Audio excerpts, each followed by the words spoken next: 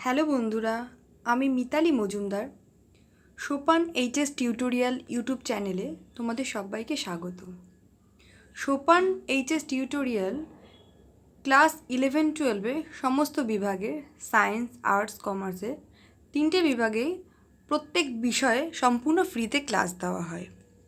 যে সমস্ত ছেলেমেয়েরা আর্থিক দিক থেকে অনগ্রসর তাদের উদ্যোগেই এই চ্যানেল তৈরি। তো তোমরা ভিডিওটিকে প্রচুর পরিমাণে শেয়ার করো, তোমরা পৌঁছে দাও তাদের কাছে যে সমস্ত ছেলে মেয়েদের সত্যিই খুব প্রয়োজন, যারা অর্থের অভাবে ঠিকমতো পড়াশুনো করতে পারছে না। আর তোমরা আমাদের টেলিগ্রাম চ্যানেল জয়েন করতে পারো, ডেসক্রিপশনে দেওয়া রয়েছে। এখানে তোমরা পড়াশুনো সংক্রান্ত যাবতীয় প্রয়োজনীয় পিডিএফ পেয়ে যাবে। তো তোমরা টেলিগ্রাম চ্যানেলটিতে অবশ্যই জয়েন করো। তো আজকে আমরা আলোচনা করব রাষ্ট্রবিজ্ঞানের 5ম অধ্যায় নাগরিকত্ব বা সিটিজেনশিপ। এই চ্যাপ্টার থেকে তোমাদের ব্রড কোশ্চেন থাকছে না, এমসিকিউ আর এসিকিউ থাকবে। তাহলে আমরা প্রথমে আলোচনা করব আজকের নাগরিকত্ব সংজ্ঞা। কাকে বলে নাগরিকত্ব? নাগরিক শব্দের অর্থ হলো নগরবাসী। প্রাচীন ধারণা অনুযায়ী নাগরিকত্ব হলো প্রাচীন গ্রিসের নগর রাষ্ট্রে বসবাসকারী জনগণের মধ্যে শুধুমাত্র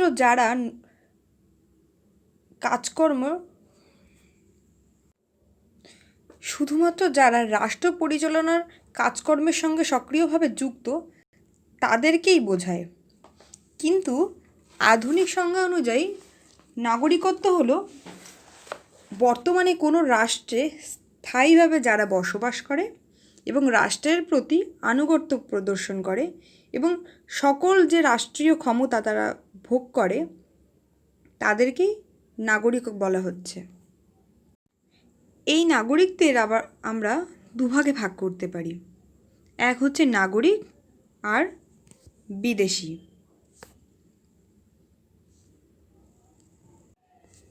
নাগরিক বলতে কাদের বোঝায়? যারা রাষ্ট্রে স্থায়ীভাবে বসবাস করে এবং সেই রাষ্ট্রের প্রতি আনুগত্য প্রদর্শন করে তাদেরকেই নাগরিক বলে। যখন ভারতবর্ষ স্বাধীন হয়নি তখন কিন্তু ভারতবাসীদের নাগরিক বলা হতো না, তখন তাদের ব্রিটিশের অধীনে থাকতো বলে তাদেরকে কিন্তু তখন প্রজা বলা হতো। তারপরে কি আছে?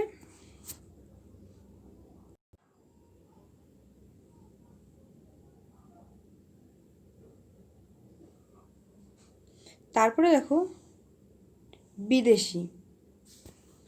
বিদেশি কাদের বলছে?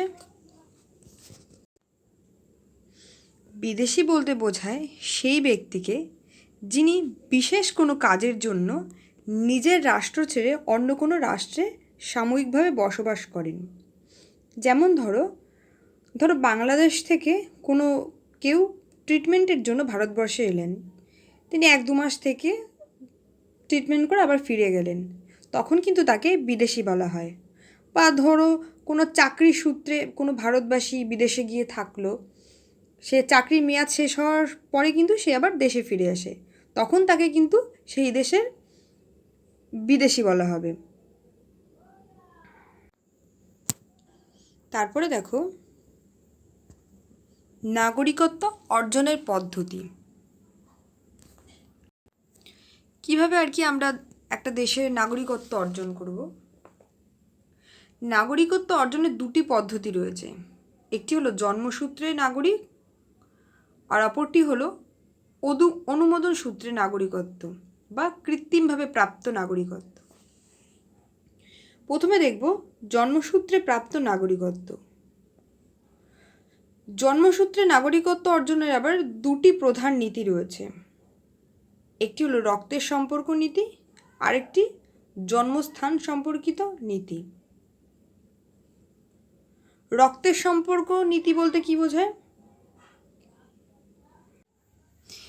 এই নীতি অনুসারে বলা হয়েছে যে একটি শিশু সে জন্মগ্রহণ যে কোনো রাষ্ট্রেই করুক না কেন, তার যে পিতামাতা তারা যে দেশের নাগরিক, বাচ্চাটি কিন্তু উত্তরাধিকার সূত্রে সেই দেশেরই নাগরিক হবে। যেমন ধরো সুইডেনের কোনো দম্পতি, তারা ধরো ব্রিটেনে রয়েছে, তখন তাদের একটি যদি সন্তান জন্মগ্রহণ করে, সেই সন্তানটি কিন্তু সুইডেনেরই নাগরিক হিসেবে স্বীকৃতি পাবে, সে কিন্তু ব্রিটেনের লোক আর নাগরিকত্ব পাবে না। তারপরে দেখো আর একটা কি, জন্মস্থান সম্পর্কিত নীতি। আবার কি হয়, একটি শিশু যে রাষ্ট্রে জন্মগ্রহণ করে সেই রাষ্ট্রে নাগরিকত্ব লাভ করে। এক্ষেত্রে কি হয়, পিতামাতা যদি অন্য কোনো দেশের নাগরিক হন তাতে কিছু হয় না, বাচ্চাটা যেহেতু সেই দেশে হয়েছে তার জন্য সেই রাষ্ট্রেরই স্বীকৃতি পায়। এইবারে দেখো উদাহরণস্বরূপ কোনো ভারতীয় দম্পতি ধরো ব্রিটেনে রয়েছে এবং সেই ব্রিটেনেই তার সন্তান জন্মগ্রহণ করেছে, তখন কিন্তু মা বাবা যেহেতু ভারতীয় সেটাকে গণ্য করা হবে না, তখন কিন্তু সেই বাচ্চাটি ব্রিটিশ নাগরিকত্বই পাবে।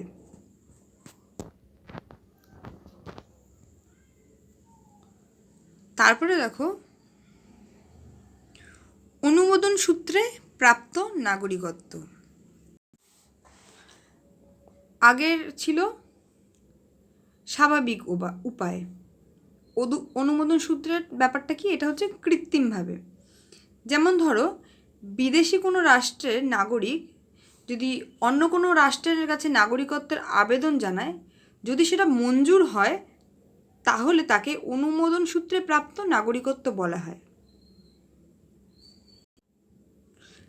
ধরো আমি ভারতীয় নাগরিক, আমি এবারে যদি বাংলাদেশে গিয়ে সেখানে বাংলাদেশি নাগরিকত্বর জন্য আবেদন করি, তখন যদি সেটা ওই দেশ অনুমতি দেয়, তখন কিন্তু আমি সেখানকার অনুমোদনপ্রাপ্ত নাগরিক হয়ে গেলাম, জন্মগত কারণে হলাম না।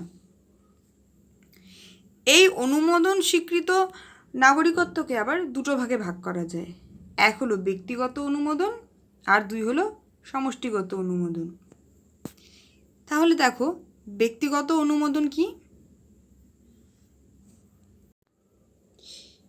ব্যক্তিগত অনুমোদন সূত্রে নাগরিকত্ব সংকীর্ণ ও ব্যাপক দুটি অর্থেই হতে পারে। প্রথমে দেখো সংকীর্ণ অর্থে। সংকীর্ণ অর্থে অনুমোদন সূত্রে নাগরিকত্ব লাভ করতে গেলে সেই রাষ্ট্র সেই ব্যক্তির উপরে কিছু শর্ত দেবে, সেই শর্তগুলো যদি পালন করতে পারে সেই ব্যক্তি, তাহলে কিন্তু তার নাগরিকত্ব মঞ্জুর করা হবে। তারপরে দেখো ব্যাপক অর্থে।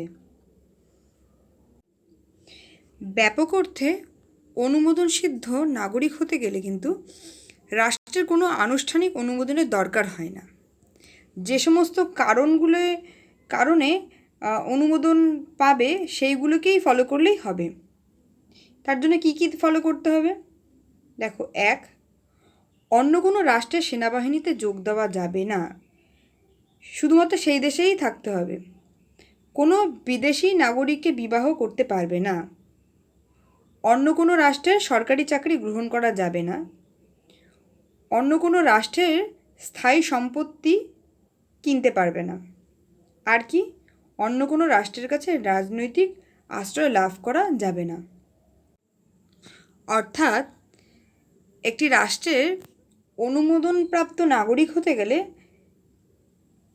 কি করতে হবে, সেই ব্যক্তিকে অন্য কোনো দেশের সেনাবাহিনীতে যোগ দিতে পারবে না, অন্য কোনো দেশের নাগরিককে বিয়ে করতে পারবে না, অন্য কোনো রাষ্ট্রের কোনো সরকারি চাকরি করতে পারবে না, অন্য কোনো দেশে কি আবার সম্পত্তিও কিনতে পারবে না। তারপরে দেখো সমষ্টিগত অনুমোদন। অনুমোদন সূত্রে নাগরিকত্ব লাভের আরেকটি স্বীকৃত পদ্ধতি হলো কি, সমষ্টিগত অনুমোদন। এই পদ্ধতিতে কি হয়, কোনো একটি দেশ বা অঞ্চল যখন অন্য রাষ্ট্রের অন্তর্ভুক্ত হয়, তখন কিন্তু ওই সংশ্লিষ্ট অঞ্চলটার অধিবাসীরা কিন্তু সেই রাষ্ট্রের নাগরিকত্ব লাভ করে। যেমন দেখো ভারতবর্ষের যখন ম্যাপ তৈরি হয়, তখন কিন্তু গোয়া, দমন, দিউ এগুলো কিন্তু ভারতে অন্তর্ভুক্ত ছিল না। পরবর্তীকালে এগুলো অন্য রাষ্ট্রের আন্ডারে ছিল। পরে পরে এগুলো ভারতের মানে ম্যাপের তৈরি করার সময় ভারতের মধ্যে যখন চলে আসে তখন সেই অঞ্চলের অধিবাসীরা ভারতীয় নাগরিকত্ব পায়। যেরকম দেখো পরবর্তীকালে কি হয়, সিকিম ভারতে অন্তর্ভুক্ত হওয়ায় এখন কি ওই সমস্ত অঞ্চলের অধিবাসীরাও এখন ভারতের নাগরিকত্ব পেয়ে যায়। এই অনুমোদন সূত্রে নাগরিকত্বের আবার প্রকারভেদ আছে। এটিকে আবার দু ধরনের হতে পারে। এক হলো আংশিক নাগরিকত্ব, দুই হলো পূর্ণ নাগরিকত্ব। আংশিক নাগরিকত্ব কি?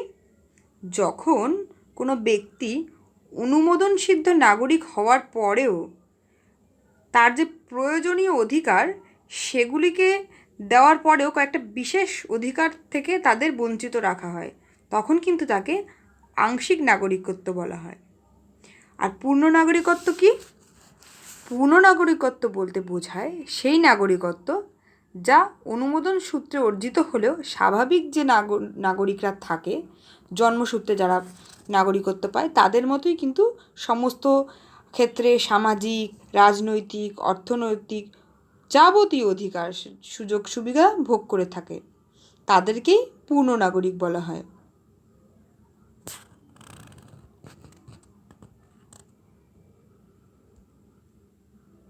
তারপরে কি, ভারতীয় সংবিধানে উল্লেখিত নাগরিকত্ব অর্জন সম্পর্কিত নিয়ম। কি কি কারণে ভারতীয় নাগরিক হতে পারবে? ভারতের সংবিধান অনুযায়ী ভারতীয় সংবিধান কার্যকর হয় 1950 সালের 26শে জানুয়ারি। তখন কি হয়, যে সমস্ত কারণগুলোতে ভারতীয় নাগরিক হিসেবে স্বীকৃতি পাওয়া হবে সেগুলি বর্ণনা করা হয়। তাহলে ভারতে বসবাসকারী ব্যক্তিদের জন্য কি করতে হবে? যে সমস্ত ব্যক্তি ভারতীয় ভূখণ্ডে জন্মগ্রহণ করেছে এবং ভারতে বসবাস করছে তারা ভারতীয় নাগরিকত্ব পাবে। আর কি, যে ভারতে বসবাস করছে এবং যার পিতামাতার একজন ভারতীয় ভূখণ্ডে জন্মগ্রহণ করেছেন সে কিন্তু ভারতীয় নাগরিকত্ব পাবে। অর্থাৎ বাবা মায়ের মধ্যে একজনকে জন্মসূত্রে ভারতীয় হতে হবে, আরেকজন বিদেশি হতেই পারে, তাতে কোনো যায় আসবে না। সেই ক্ষেত্রে যে সন্তান জন্মগ্রহণ করবে সে কিন্তু অবশ্যই ভারতীয় নাগরিকত্ব পাবে।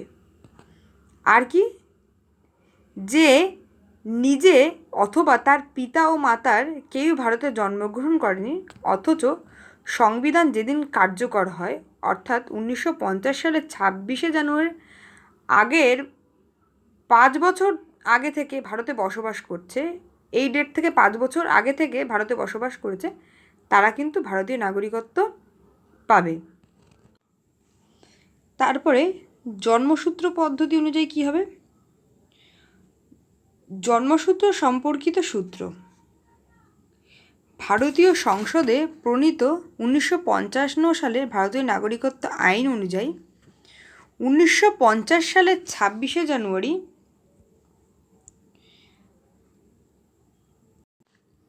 বা তার পরবর্তী সময়ে যারা ভারতে জন্মগ্রহণ করেছেন তারা ভারতীয় নাগরিক হিসেবে স্বীকৃতি পাবেন। তারপরে কি, 2 নম্বর রক্ত সম্পর্কিত সূত্র।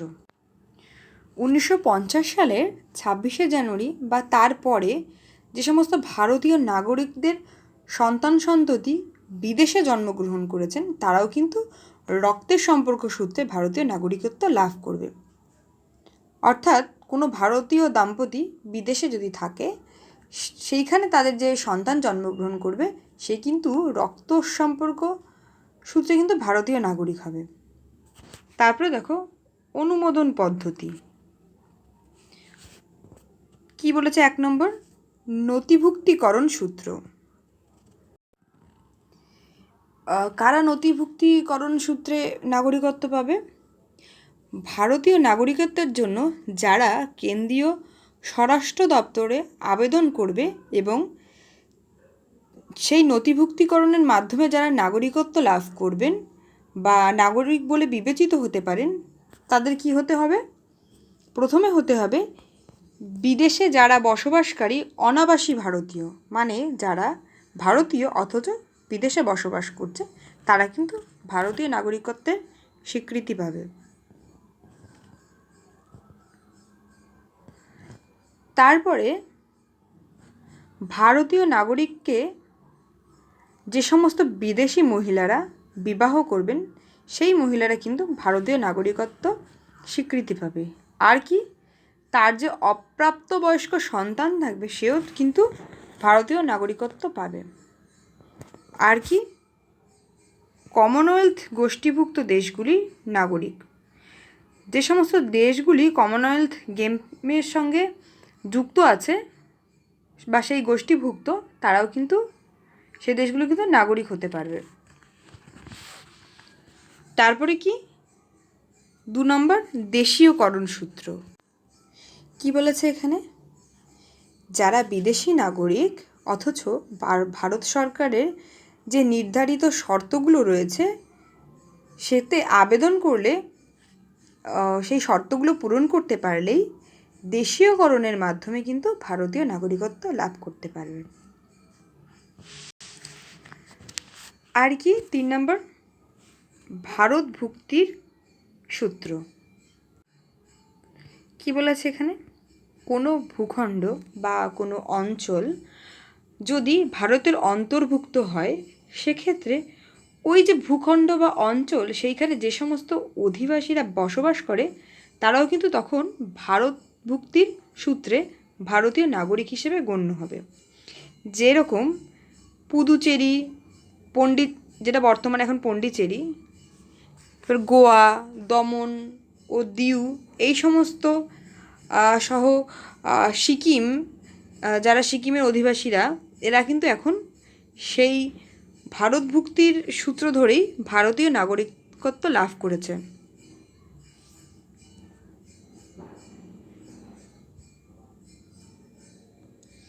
তারপরে দেখো, ভারতীয় নাগরিকত্ব বিলোপের বিধি, মানে কি কি কার্য করলে পরে ভারতীয় যে নাগরিকত্বটা রয়েছে সেটা থেকে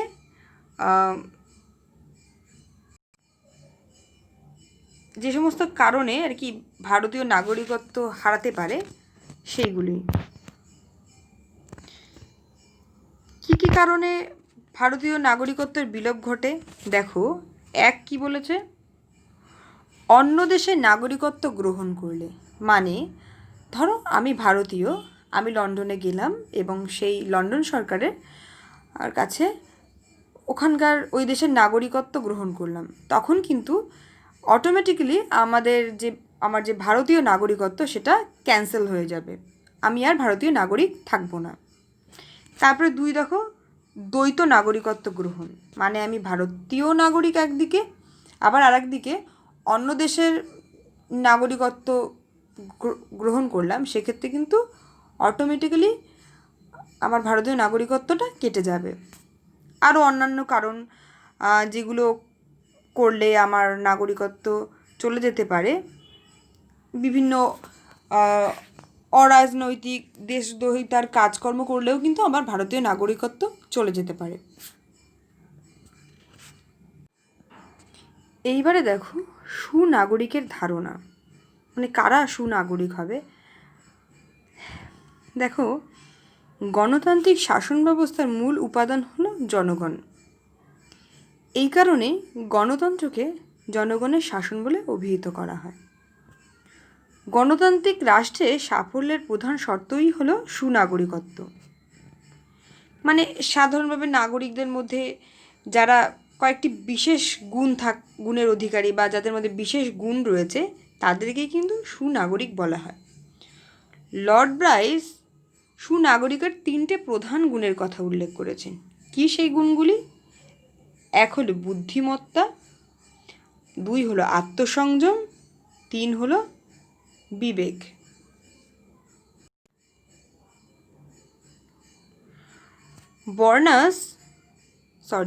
বার্নস এগুলি ছাড়া আরও 2টি গুণের কথা উল্লেখ করেছেন, সেগুলি হলো দেশপ্রেম এবং স্বাধীন চেতা মনোভাব। দেশের প্রতি প্রেম থাকতে হবে আর স্বাধীন চেতা মনোভাব। তারপরে দেখো অধ্যাপক হ্যারাল্ড ল্যাস্কির অভিমত। তিনি কি বলেছেন? সুনাগরিক নিজেদের কল্যাণের সঙ্গে বৃহত্তর সমাজের কল্যাণের কথাও ভাববেন। নিজের উন্নতি ছাড়াও এই যে বৃহত্তর সমাজ রয়েছে তাদের কিভাবে কল্যাণ হবে সেইগুলোকে নিয়েও ভাববেন। তারাই হলে সুনাগরিক।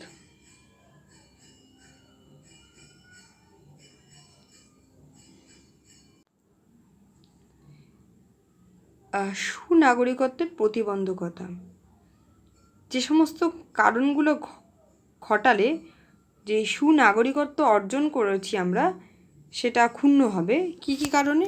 নির্লিপ্ততা, স্বার্থপরতা করলে, দলীয় সংকীর্ণতার সঙ্গে যুক্ত হলে, জড়িয়ে পড়লে, আর কি অজ্ঞতা আর গণমাধ্যমের নিরপেক্ষতার অভাব। তাহলে এই অধ্যায় থেকে আমরা কি কি পেলাম? নাগরিকত্বের সংজ্ঞা, কাদেরকে বিদেশি বলা হয়, কাদেরকে প্রজা বলা হয়, নাগরিকত্ব অর্জনের পদ্ধতি, কি কি ভাবে আমরা নাগরিকত্ব লাভ করতে পারি, আর কি ভারতীয় সংবিধানে কি কি নাগরিকত্বর জন্য কি কি উল্লেখিত নিয়ম কানুন রয়েছে,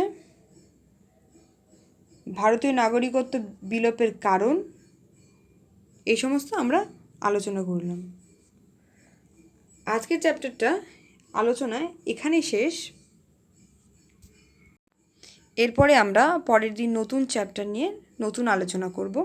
আজকের আলোচনা এই পর্যন্তই। ভিডিওটা শেষ করার আগে আমি একটা কথা বলতে চাই। সোপান এইচএস টিউটোরিয়াল এই চ্যানেলে আর্থিকভাবে অনগ্রসর ছেলেমেয়েদের জন্য ক্লাস 11-12-এর সায়েন্স, আর্টস, কমার্স 3টে বিভাগেই টিউটোরিয়াল দেওয়া হয়। এইবারে তোমরা যারা বা আপনারা যারা কোনো বিষয়ে পড়াতে ইচ্ছুক তারা কিন্তু অবশ্যই নিচে কমেন্ট বক্সে দেওয়া নাম্বারে যোগাযোগ করুন। আর তোমরা যারা পড়াশুনোর প্রয়োজনীয় পিডিএফ চাইছো বা প্রয়োজন তোমাদের যাদের, তোমরা ডেসক্রিপশনে দেওয়া যে টেলিগ্রাম চ্যানেলের লিঙ্ক রয়েছে সেখানে অবশ্যই জয়েন করো এবং সমস্ত প্রয়োজনীয় পিডিএফ, বইপত্রের পিডিএফ এখানেই তোমরা পেয়ে যাবে। আর তোমরা যথাসাধ্য পারলে ভিডিওটাকে প্রচুর পরিমাণে শেয়ার করো, যাতে যে সমস্ত ছেলেমেয়েরা অসুবিধার কারণে পড়াশুনো করতে পারছে না তাদের কাছে যেন পৌঁছে যায়, তারা যেন উপকৃত হতে পারে। আজকে তাহলে এই পর্যন্তই। ধন্যবাদ।